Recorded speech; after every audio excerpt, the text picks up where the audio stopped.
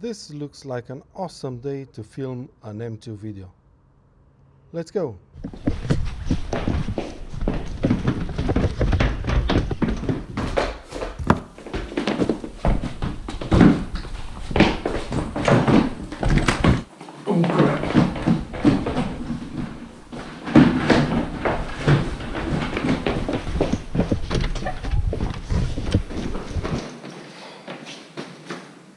Come on.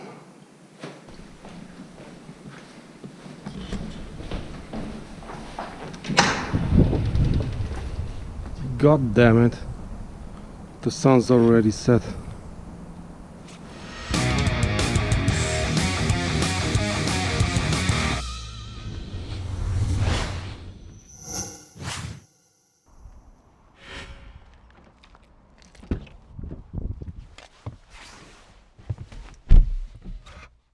Okay, so I guess now would be an ideal time to find an underground parking lot. Shall we?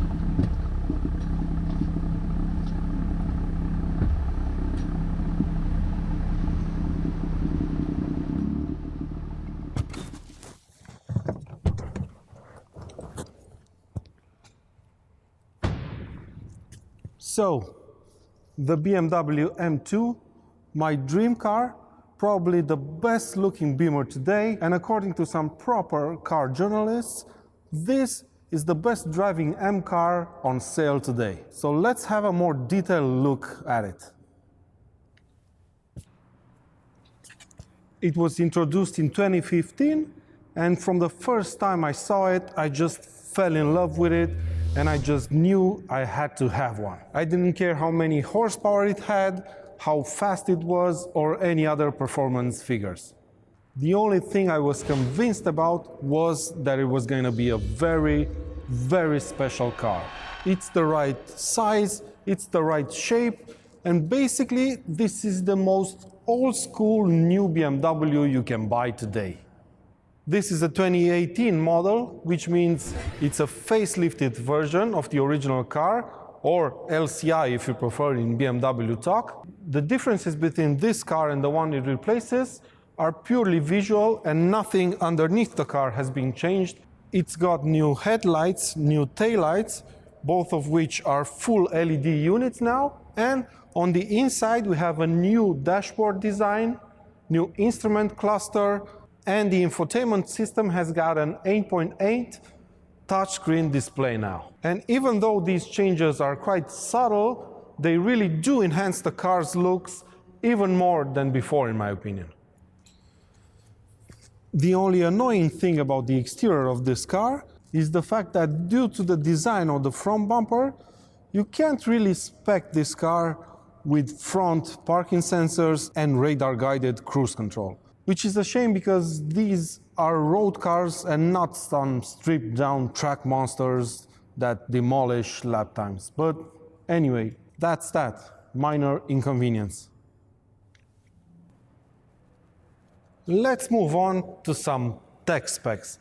And what we have here, my friends, is a proper old-school sports cars setup. Meaning we have drive going to the back, an inline-six 3-liter petrol engine at the front, and yes, my friends, this car has a manual transmission. So basically we have the first chapter of the Petrosexual handbook covered there. The engine is an N55 unit, yes, not a proper M engine. It's got a single twin-scroll turbo, and it's capable of producing 370 horsepower and 465 Nm of torque. It also has an overboost function, which gives you 500 Newton meters of torque for a short period. The engine can take the car from 0 to 100 kilometers per hour in just 4.5 seconds with the manual transmission and 4.3 seconds with the automatic transmission. And even though this is still called an N55 engine,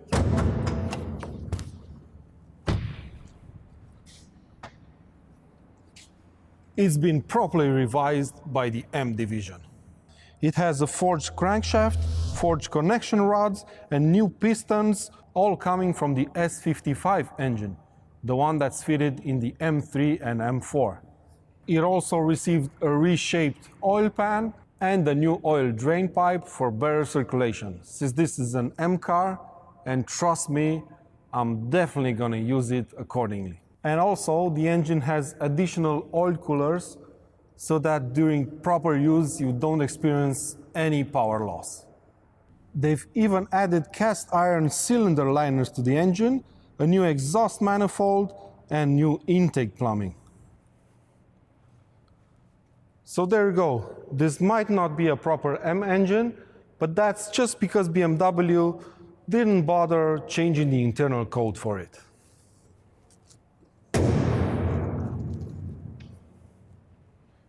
Oh, and I, for one, I'm really glad BMW went to all this trouble to modify the N55 engine instead of just fitting a detuned S55 engine to this car. I think this engine sounds better than the M3 one. It's got more character, and I don't know, the entire car just sounds really old school to me. Let's focus a bit on the chassis side of this car. The BMW M2 is 69 millimeters wider at the back and 63 millimeters wider at the front than a regular 2 Series coupe. So it's significantly wider, and thanks to these fender flares right here, this does really have a more stanced look out of the factory than any other M car. Okay, so the rear and the front subframes, the entire suspension system, the assisted steering, and the active rear diff are all ported from the M3 and M4. The wheels are 19-inch all around, and they are the only wheel option you will get on the M2. And since this is January, I'm running a winter setup on this car with the same size tires as the stock ones, which means 245 35s on the front and 265 35s at the back. All of them are Continental Winter something contact. We have ventilated and perforated 4 piston brakes at the front and 2 piston ones at the back. Brake discs are 380 millimeters in diameter at the front and 370 at the back. There's no ceramic brakes options for the M2 as of yet, but who knows what the future holds. Maybe the upcoming M2 CS will have them. We'll just have to wait and see, but for the street, the brakes are really, really good. So I guess this kind of covers the entire exterior walk-around. Let's have a look on the inside.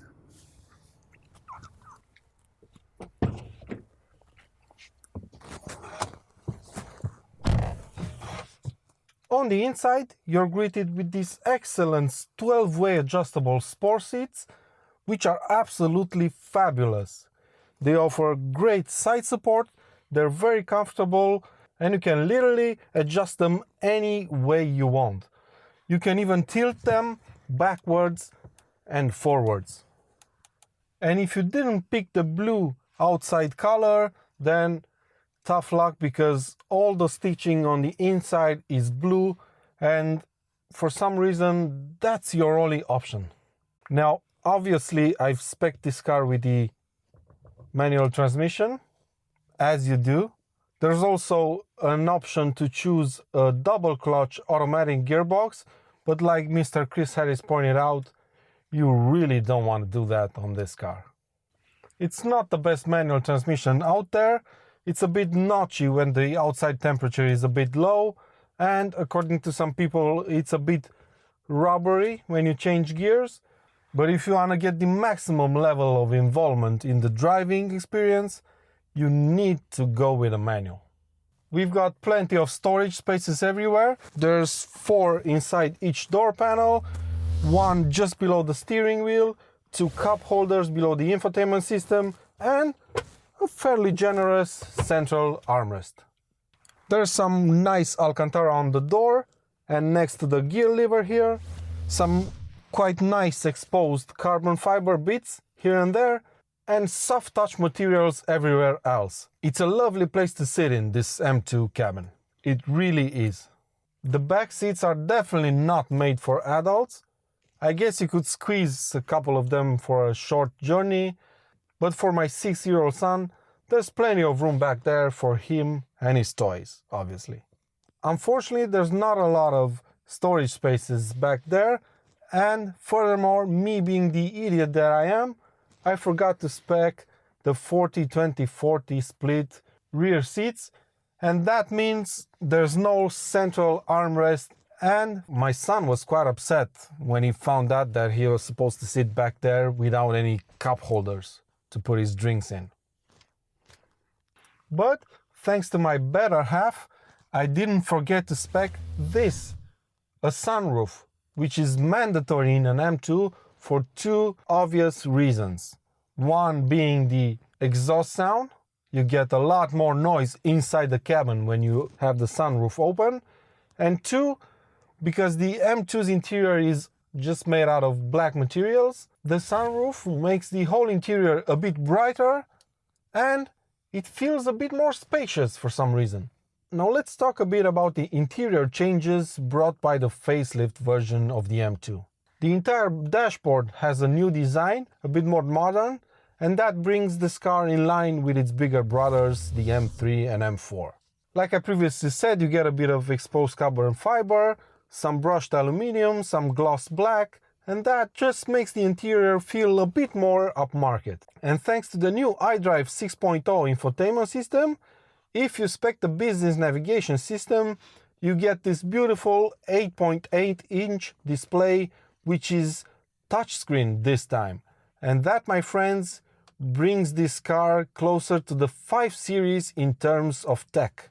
It's got an entirely new menu system, the graphics are improved, and the entire screen is absolutely gorgeous to look at. I've also spec'd this car with the Harman Kardon sound system, which is the top of the line option you can get in terms of sound. And frankly, I chose this one because all the other BMW sound systems are complete crap. I'm sorry BMW, but that's simply 100% true. These may not be the best speakers I've heard in a car before. Even Mini does a better job than BMW. But these are a huge improvement even to the hi-fi system that's offered as an alternative to the awful standard one. And now let's have a look at the last change featured on the facelifted version of the M2, which is the instrument cluster. Now, at a first glance, the dials might look like they're fully digital, but if you take a closer look, you'll see that these are actually regular analog dials with some sort of a powerful white LED backlight that just makes them look like they're fully digital. I'm not sure how to properly explain this one. I'll try some close-up angles of the dials so you can see what I'm on about here. Now, don't get me wrong, they look really good. They're much more readable now, much more brighter, but they're not fully digital like I've seen some people talk about on forums. And I actually like them better than the old ones. I like them a lot. So let's see, have we covered everything on the inside? We've covered the seats, the new dashboard, the new infotainment system, the new instrument cluster. What else do we... Obviously, forgot to mention the steering wheel. Forgot to mention the best steering wheel in the entire world. And this being an M car, the steering wheel has blue and red stitching on the inside. It's just the right size, the right thickness. The controls are laid out beautifully. It's just my favorite steering wheel ever fitted to a car. The only thing that I regret about this steering wheel is the fact that, like I said before, I'm an idiot. I forgot to spec it with the heating system, which is another must, especially if you live in Sweden. Anyway, my friends, this has been my detailed walk around my new BMW M2. I really hope you've enjoyed this video. If you did, please give it a thumbs up and subscribe for lots more M2 content to come. Until next time, take good care of yourselves and I'll see you around.